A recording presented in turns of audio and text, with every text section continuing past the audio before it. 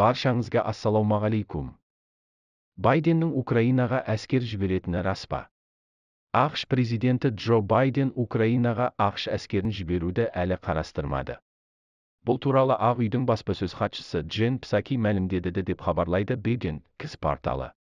Президент Ресеймен соғысуға әскер жіберуді жоспарлап отырған жоқ.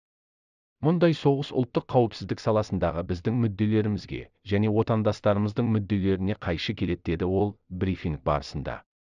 Бұған дейін Байден Киевке бармайтын болды.